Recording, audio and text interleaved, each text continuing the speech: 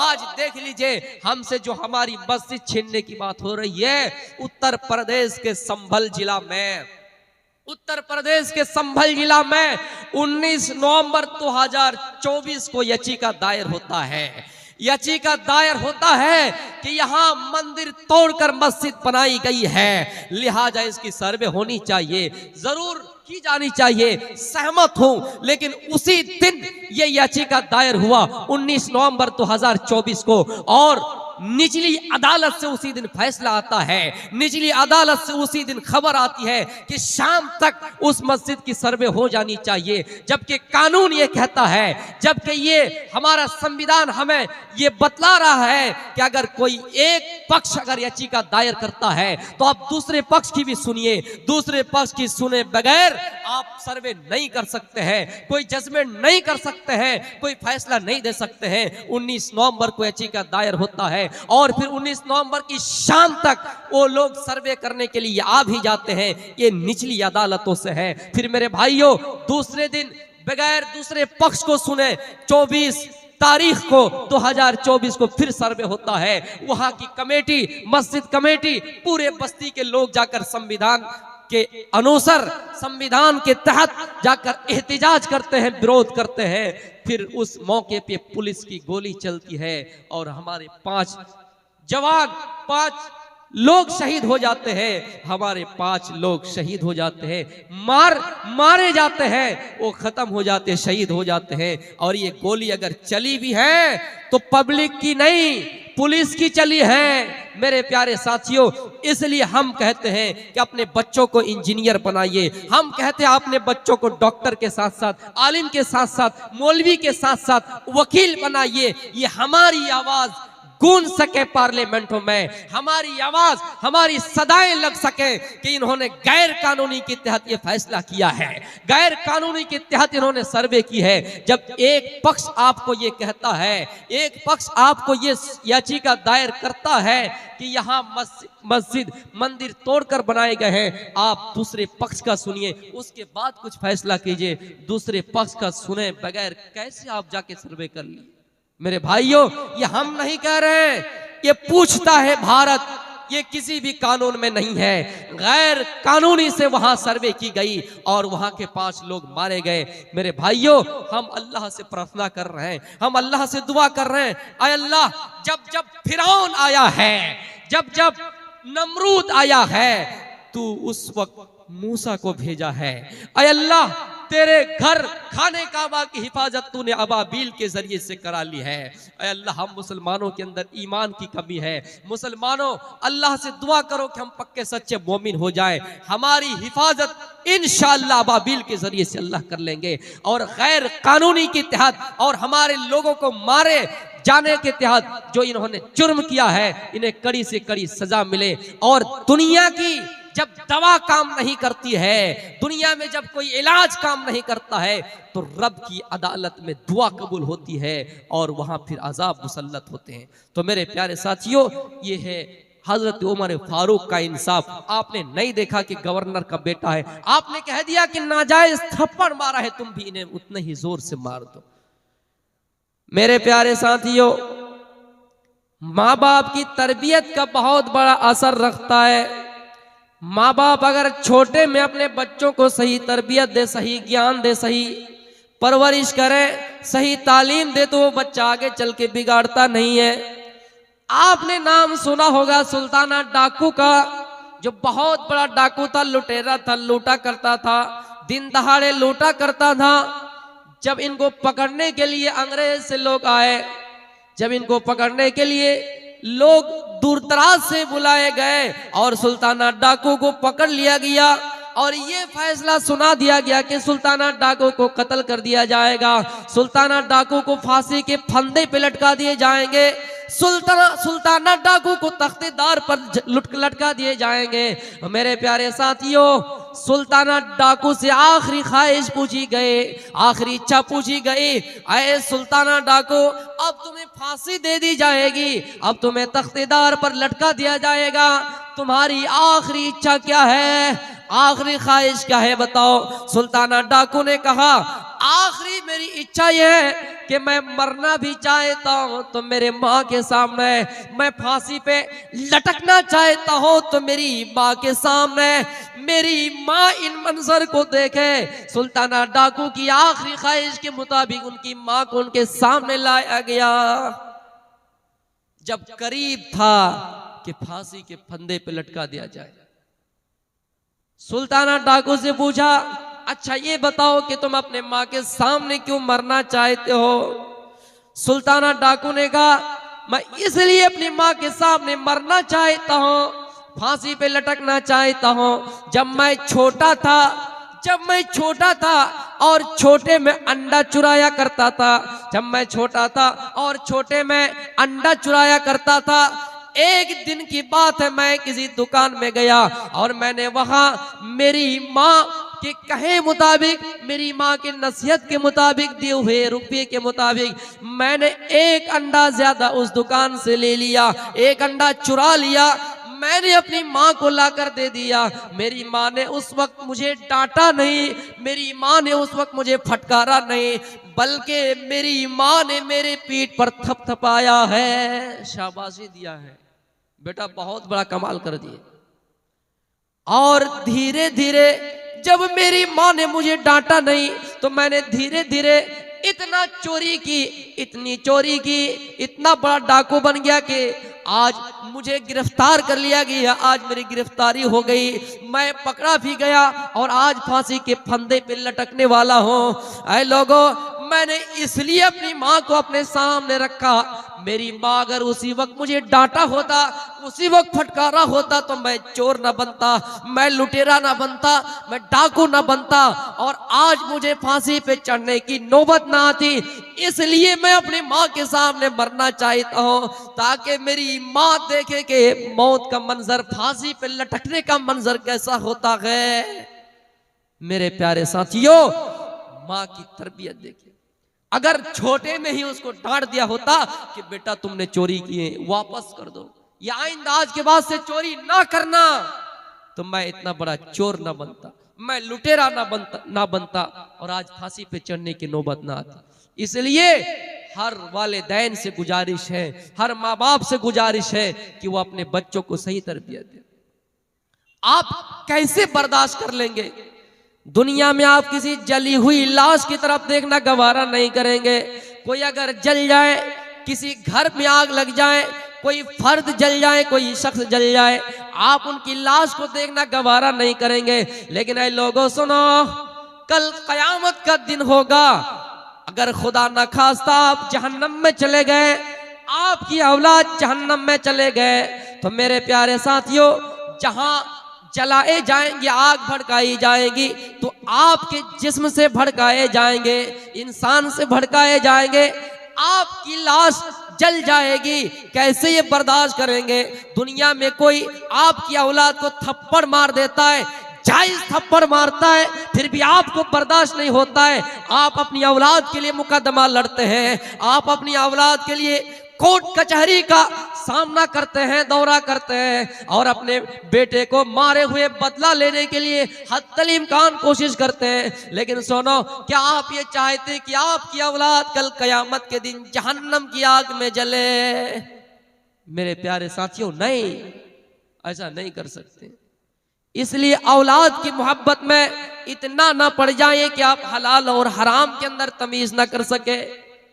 कल कयामत का दिन होगा, आपको जहन्नम में डाला जाएगा, आपको जहन्नम में डाला जाएगा, पूछेगा और आप भी कहेंगे, आय अल्लाह, अगर मुझे जहन्नम से नजात मिल जाए, अगर मुझे जहन्नम से छुटकारा मिल जाए, मेरे बेटे हैं, मेरी बेटियां हैं, मेरी औलाद है, मेरे रिश्तेदार है, और भी लोग हैं, इन सबको तू फिदिये में ले ले, इन सबको जहन्नम में डाल दे, लेकिन मुझे तू जन्नत में डाल दे। इसलिए लोगों सुनो, कहीं ऐसा ना हो कि आपकी औलाद आपको फितने में डाल दे, कहीं ऐसा ना हो कि आप अपनी औलाद के लिए हराम कमाई करें और जिसके सबब आप जहन्नम में जाएं। इसलिए जरूरी है कि आप दुनिया में मुहासबा कीजिए, खुद भी जहन्नम की आग से बचिए। अल्लाह के नबी फरमाते हैं, ऐ लोगों, जहन्नम को अपना ठिकाना ना बनाओ, कुछ सदका कर दो, कुछ खैरात कर दो, जहन्नम की आग से बच जाओ। अल्लाह फरमाता है वक़ूदुहन्नास वल हिजारा, अल्लाह कहता है कू अंफुसकुम व अहलीकुम नारा, ऐ लोगो अपने आप को भी जहन्नम से बचाओ और अपनी औलाद को भी जहन्नम से बचाओ। अपने आप को भी जहन्नम की आग से बचाइए और अपनी औलाद को भी जहन्नम की आग से बचाइए। जरूरी है आप ये ना सोचे कि मैं तो जन्नती हूँ, मेरी औलाद जाए तो जहां जाए उसकी मर्जी, नहीं, आप भी खुद बचिए और अपनी औलाद को बचाइए। अल्लाह के नबी सल्लल्लाहु अलैहि वसल्लम की तालीम देखिए, तरबियत देखिए। आपने जिस बेटी से सबसे ज्यादा प्यार किया हो, आप जिस बेटी से सबसे ज्यादा मोहब्बत किए हो, जिनका नाम हजरत फातिमा रज़ियल्लाहु ताला अन्हा है, आपने फातिमा को देखा, आपने फातिमा से कह दिया ओ मेरी बेटी, जन्नत की तमाम औरतों का सरदार तुम हो, जन्नत में जितने भी औरतें होंगे सबका सरदार तुम हो। अल्लाह के नबी अपनी इस बेटी से सबसे ज्यादा मोहब्बत करते थे। लेकिन अल्लाह के नबी सल्लल्लाहु अलैहि वसल्लम एक दिन उसके घर जाते, दरवाजे पे पहुंच जाते हैं, देखता है कि दरवाजे में एक रंगीन चादर लटक रही है, एक डिजाइनदार चादर लटक रही है, एक खूबसूरत पर्दा लटक रहा है। आपने देखा खूबसूरत चादर को, आपने देखा रंगीन चादर को, आपने खूबसूरत डिजाइनदार पर्दा देखा, वहां से लौट गए और अपने घर की तरफ चले आए। हजरत फातिमा को पता चला कि मेरे अब्बू यहाँ आए थे, लेकिन पता नहीं क्या हुआ, आप यहाँ से नाराज होकर अपने घर चले गए। हजरत अली से कहती है ओ अली जाइए अल्लाह के नबी से पूछिए क्या बात है, क्या आप मेरे घर आए, लेकिन क्या हुआ कि मेरे घर से आप वापस चले गए, क्या हुआ कि मेरे घर से वापस चले आए। हजरत अली अल्लाह के नबी के पास गए और कहा अल्लाह के नबी, हजरत फातिमा को पता चला है, फातिमा पर यह बात बहुत गिरा गुजरी है कि आप मेरे घर आए लेकिन दरवाजों को दस्तक नहीं दिए, अंदर नहीं आए, बाहरी से आप अपने घर की तरफ लौट गए, क्या बात है। अल्लाह के नबी ने फरमाया अय अली मेरी बेटी फातिमा से कहिए, मेरी बेटी फातिमा को कहना माँ अना व दुनिया व माँ अना व रकम, अय अली मेरी बेटी से कहना कि मैं नबी हूँ, मुझे दुनिया से क्या मतलब है, मैं नबी हूँ, मुझे दुनिया के डिजाइनदार चीजों से क्या मतलब है, मैं नबी हूँ, मुझे निराली दुनिया से क्या मतलब है, मैं नबी हूँ, मुझे दुनिया की खूबसूरती से क्या मतलब है। ऐ अली मुझे दुनिया से कोई मतलब नहीं, ना ही मुझे दुनिया के खूबसूरत चीजों से कोई मतलब है। कराकिबिन इस्तजल्ला तहता शजरत, मैं तो ऐसा हूं जैसा कोई मुसाफिर यहाँ आए हैं आपकी सरजमीन पर। फैसल नाम का कोई आदमी जो हमारे उत्तर प्रदेश से हमारे बीच तशरीफ लाए हुए हैं, हमारे बीच गया से मेहमान तशरीफ लाए हुए हैं, ये मेहमान है, मुसाफिर है, यहाँ रहने के लिए नहीं आए हैं, हमारी खिदमत के लिए आए हैं, अंजाम दे दिए, अब अपनी असल मंजिल की तरफ उन्हें भी लौटना है, चलना है, यहाँ थोड़ी देर के लिए हमें हमारे पास आए हैं, हमें कीमती बातों से नवाजे हैं। अल्लाह के नबी ने कहा मैं तो मुसाफिर हूँ, किसी सायेदार जगह में आराम करने के लिए चंद दिन आया हूँ, फिर मुझे यहाँ से चलना है, इसलिए मुझे दुनिया की रंगीनी चीजों से क्या मतलब है, मुझे दुनिया में डिजाइनर चीजों से क्या मतलब है। ऐ अली जाना और फातिमा से कहना कि फातिमा के घर में दरवाजे में जो डिजाइनर चादर लटक रही है उसको हटा दे, डिजाइनदार पर्दा लटक रहा है उसको हटा दे। मेरे प्यारे साथियों, जो नबी अपनी बेटी का इतना ख्याल रखता हो, जो नबी अपनी बेटी के घर में और फिर दरवाजे में एक डिजाइनदार चादर लटक रही हो तो उसके घर जाना गवारा नहीं करते हैं, उनके घर जाना कबूल नहीं करते हैं। और आप सोच रहे हैं कहीं ऐसा ना हो कि मेरी बेटी जहन्नम में चले जाए, इसलिए मेरे प्यारे साथियों कू अंफुसकुम व अहलीकुम नारा, अपने आप को भी जहन्नम की आग से बचाइए और अपने औलाद को भी जहन्नम की आग से बचाइए। जिस बेटी के बारे में आपने ये भी कहा क्या कहो कि मोहब्बत अपनी जगह पे है। कबीले बनु मखजूम की एक औरत ने चोरी की, कुरैश में खलबली बच गए कि बड़े घराने की औरत ने चोरी की है, बड़े खानदान की औरत ने चोरी की है। अल्लाह के नबी का फैसला है, शरीयत ये कहती है कि उसका हाथ काट दिया जाए। कुरान भी कहता है वस्सारिक वस्सारिकतु फक्तउ ऐदहुमा ऐदियहुमा, अगर कोई चोरी करता है, चोरी करने वाला मर्द हो या चोरी करने वाली औरत हो, फक्तउ ऐदहुम ऐदियहुमा, तो दोनों के हाथ काट दो। इस्लाम की अदालत क्या कहती है कि अगर कोई चोरी करे तो उसका हाथ काट दो। कुरैश में खलबली मच गए कि कुरैश की औरत ने चोरी की है, बनो मखजूम की औरत ने चोरी की है, अगर इनका हाथ काट दिया जाए तो कुरैश की बदनामी हो जाएगी, कुरैश की नाक कट जाएगी, कुरैश का कान कट जाएगा, कुरैश की इज्जत मिट्टी में मिल जाएगी, कुरैश की इज्जत मिट्टी में मिल जाएगी। इसलिए मशवरा किया कि कोई ऐसा आदमी भेजा जाए जो नबी से सिफारिश कर सके, जो नबी से ये कह सके कि अल्लाह के नबी उसको माफ कर दिया जाए। किसको तैयार किया? उसामा बिन ज़ैद रज़ियल्लाहु तआला अन्हु। उसामा अल्लाह के नबी के पास आए और कहा अल्लाह के नबी ऐसी ऐसी बात है।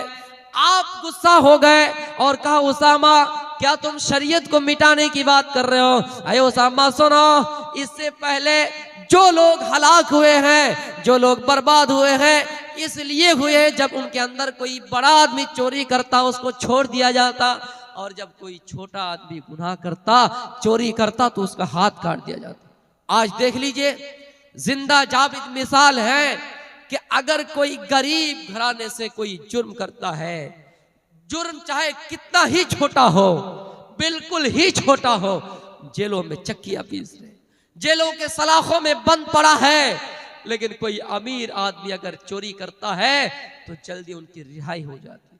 बिल्किस बानो के साथ जिन लोगों ने रेप किया और उनके बलात्कारों को रिहाई मिली, उनकी रिहाई के मौके पे खुशी मनाते हुए उन लोगों ने मिठाइयां तकसीम की। अफसोस की बात, मेरे प्यारे साथियों, अल्लाह के नबी ने कहा उसामा सुनो, अगर मेरी बेटी फातिमा भी लौ अन्ना फातिमा बिन्त मुहम्मदिन सरकत लकतातु यदहा, अगर मेरी बेटी फातिमा भी अगर चोरी करती तो मैं उसका हाथ काट डालता।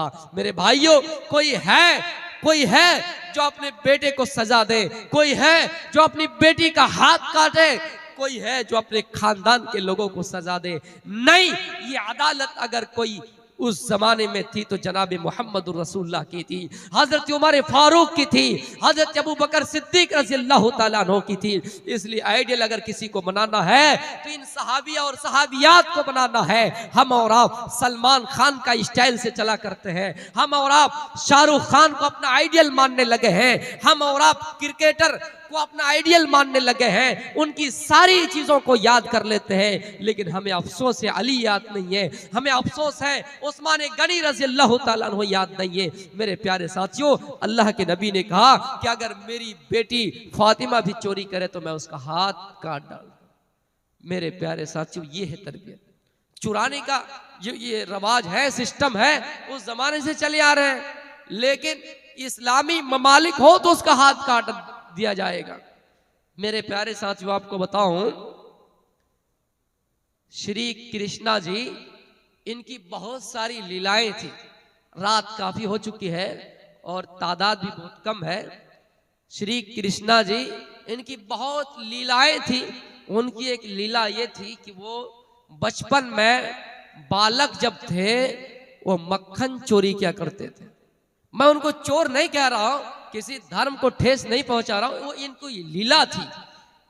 श्री कृष्णा जी की ये लीलाएं थी, मक्खन चोरी करते थे जब वो बालक थे। यशोदा मैया जो उनके पालक थे, उनको पालते थे, ये बड़ी निगाह उनके ऊपर रखती थी। लेकिन जब जब पता चलता कि मक्खन कौन चुराता है, यशोदा मैया एक दिन क्या किया, मक्खन की जो मटका होते हैं, मक्खन का मटका उन्होंने ऊपर रस्सी के सहारे से बांध दिया कि आज देखे कि कौन मक्खन चुराता है। श्री कृष्णा जी अपने साथियों के साथ मक्खन चुराने के लिए आ गए। अब जाहिर सी बात है, छोटे हैं और मटका इतना ऊपर लटकाया गया है कि श्री कृष्णा जी वहां तक पहुंच ही नहीं पाएंगे। तब क्या किया, छोटे में हमने देखा है, अभी भी खेल चलता है कि दो आदमी है, उसके पीठ पर किसी और को सवार कर दिया गया, उसके पीठ पर किसी और को सवार कर दिया गया ताकि वहां तक पहुंच सके। श्री कृष्णा जी को सबके ऊपर रख दिए। श्री कृष्णा जी ऊपर मटका पकड़े हुए थे, इतने में यशोदा मैया ने देख ली, अच्छा तू ही है जो मक्खन चोरी करता है। जल्दी गुस्से में आए, लेकिन इनकी भोली भाली सूरत देखी तो उसको छोड़ दिया, माफ कर दिया। तो मैं ये कह रहा हूं कि ये जो लीलाएं हैं श्री कृष्णा जी की, बहुत सारी लीलाएं हैं। अगर मुझे वक्त मिले किसी जलसे में बोलूंगा, उनकी लीलाएं बहुत सारी हैं। उन लीला में एक लीला ये थी कि वो जब छोटे थे, बालक थे, तो मक्खन चोरी क्या करते थे। मेरे प्यारे साथियों, इस्लाम ये कहता है कि अगर कोई चोरी करे तो उसका हाथ काट दिया जाए। अल्लाह के नबी सल्लल्लाहु अलैहि वसल्लम ने फरमाया, ऐ लोगो कुल्लु मौलूदिन युलदु अलल फितरा, जब बच्चा पैदा होता है तो फितरत इस्लाम पर पैदा होता है। वो बच्चा इस्लाम पर पैदा होता है, माँ उसे यहूदी बना देती है, बाप उसे नसरानी बना देता है। छोटे में बच्चों की तरबियत जैसे करेंगे, वो बच्चा आगे चल के वही अंजाम आपको देंगे, वही नतीजा आपको देंगे, वही फल आपको देंगे, वही आपको समर मिलेगा, वही आपको फल मिलेगा, उसी का आपको बदला मिलेगा। मेरे प्यारे साथियों, औलाद अगर आपकी नेक है, औलाद अगर आपकी सालेह है, आप मर भी जाएं, आपका नामाए अमाल बंद हो जाए, आपकी नेकियों का सिलसिला बंद हो जाए, आपके गुनाहों का सिलसिला बंद हो जाए, आपको वो औलाद फायदा पहुंचाते रहेंगे अगर वो औलाद नेक निकले। औवलदिन सालिह यदऊ लहू, रवाहु मुस्लिम, मुस्लिम शरीफ की हदीस है। अगर औलाद नेक है तो औलाद आपके लिए दुआएं करेंगी और आपको फायदा पहुंचता रहेगा। इसलिए कोशिश कीजिए कि आप अपनी औलाद को सही तरबियत दें। कोशिश कीजिए कि आप अपनी औलाद को दीनी तालीम से महरूम ना करें। दुनिया में डॉक्टर बनाइए, इंजीनियर बनाइए, आईपीएस आईएएस बनाइए, मना नहीं है, लेकिन दीनी तरबियत दीजिए, दीनी तालीम दीजिए। मेरे भाइयों, और हाँ एक चीज है, अगर माँ अपने छोटे बच्चों को शुरू में गालियां देती है, माँ अपने छोटे बच्चों की सही तरबियत नहीं करती है, छोटे में जो सो बोला करती है, उसका लकब जो सो रखा करती है, हकीकत में वो असर पड़ जाता है, उस लकब का असर पड़ जाता है। माँ की तरबियत जो शुरू में माँ एक बच्चे को दे रही है, उसका असर बुढ़ापे तक होता है। मेरे भाइयों, आपने नाम सुना होगा अब्दुल कादिर जिलानी बगदादी रहमतुल्लाह अलैह का। आपने नाम सुना होगा अब्दुल कादिर जिलानी बगदादी रहमतुल्लाह अलैह का, कि ये जब 14 साल के थे, आला तालीम के लिए, इल्म सीखने के लिए इन्होंने दूर का सफर किया। माँ इनको रवाना कर रहे थे, माँ इनको नसीहत कर रहे हैं, माँ इनको विदा कर रहे हैं और कह रहे हैं, ओ मेरे बेटे, हालात चाहे कुछ भी हो जाए, परेशानियां चाहे कुछ भी हो जाए, तुम झूठ नहीं बोलो। ये कौन नसीहत कर रही है? एक माँ अपने बच्चों को। फिर किसको, किनको? वो शख्सियत क्या है? अब्दुल कादिर जिलानी बगदादी रहमतुल्लाह अलैह को। माँ ये कह रही है, ओ मेरे बेटे, मैं तुम्हें ये नसीहत कर रही हूँ, रास्ते में जा रहे हो, सफर कर रहे हो, आला तालीम हासिल करने के लिए जा रहे हो, लेकिन मेरी एक बात सुनो, मेरी एक नसीहत है, रास्ते में कुछ भी हो जाए, परेशानियां कुछ भी हो जाए, कभी किसी के सामने झूठ नहीं बोलना, कभी किसी के सामने झूठी बात न कहना। बेशक बेशक, सुभान अल्लाह। मेरे प्यारे साथियों, उसकी माँ ने नसीहत करते हुए ये भी कहा, आए मेरे बच्चे, ये कुछ दिरहम है जो तुम ऊपर रखो, रास्ते में काम आए, लेकिन कुछ दिरहम है जो मैं तुम्हारे जेब में सी देती हूँ, मैं तुम्हारे कपड़े में सी देती हूँ। मेरे प्यारे साथियों, उसकी माँ ने उसके कुर्ते में वो दिरहम छुपा दिए और उस जगह को सी दिए। अब्दुल कादिर जिलानी बगदादी रहमतुल्लाह अलैह के पास एक एक काफिला आता है, चोरों की जमात आती है, लुटेरों की जमात आती है, और जो उनके पास जाहिरी चीजें थी वो ले लेती है। मेरे प्यारे साथियों, और पूछता है, क्या है फला नन्हा लड़का, तुम्हारे पास क्या क्या है बताओ, तुम्हारे पास क्या क्या है बताओ। अब्दुल कादिर जिलानी ने सच्चाई का इतराफ कर दिया कि मेरे पास इतने इतने अशरफिया है, मेरे पास इतने इतने रुपये है। उन्होंने जाहिर कर दिया, सच्चाई का इतराफ कर दिया। वो लोग मजाक करने लगे, हाँ ऐसा कोई हो सकता है जो छिपे हुए दिरहम को बताएं, छिपे हुए अशरफिया को बताएं? नहीं, ऐसा नहीं हो सकता। कहां है बताओ? अब्दुल कादिर जिलानी ने बता दिया कि इस जगह पे अशरफिया छिपे हुए हैं। जब देखा गया, उस कुर्ते को फाड़ कर देखा गया, तो हकीकत में वो अशरफिया निकल गए। मेरे भाइयों, चोरों की जमात ने अब्दुल कादिर जिलानी बगदादी रहमतुल्लाह अलैह को अपने डाकू के सरदार के पास ले गए और ये माजरा सुनाया कि अब्दुल कादिर जिलानी ने सच्चाई का इतराफ कर दिया। सरदार ने पूछा, क्या बात है? तुम्हारी वो अशरफिया इस तरह महफूज थी, अगर तुम नहीं बताते तो खोज के नहीं मिलती, लेकिन क्या वजह है कि तुमने सच्चाई का एतराफ कर दिया? अब्दुल कादिर जिलानी कहते हैं, ये मेरी माँ की नसीहत थी, हालात चाहे कुछ भी हो जाए झूठ नहीं बोलना। मेरे प्यारे साथियों, फिर डाकुओं ने और डाकू के सरदार ने उसी जगह पे तौबा कर ली, उसी जगह पे रुजू कर लिया। आज तक हम हैं जो चोरी करते हैं, आज तक हम हैं जो लूटा करते हैं, आज तक हम हैं जो एक दूसरे पर डाका डालते हैं। और ये लड़का जिसको माँ की नसीहत याद है, जिसको माँ का फरमान याद है, माँ का कौल याद है, और उन्होंने माँ की बातों को ठुकराया नहीं और सच्चाई का एतराफ कर दिया।